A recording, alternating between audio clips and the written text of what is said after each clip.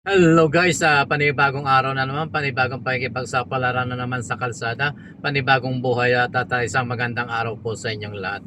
Guys, punta tayo ngayon ng Quezon City sa may Munoz kasi mayroon tayong sasamahang client. Magninegosyo siya ng maliit na negosyo yung kaloob ng ating opisina sa mga kliyente natin. Ayan, halika kayo't samahan natin siya para sa kanyang small business na e-loading. Ayan, sasamahan po natin siya at para makapagsimula na siya sa kanyang small business na para sa kanyang pamilya. Ayan, alis na tayo guys, let's go!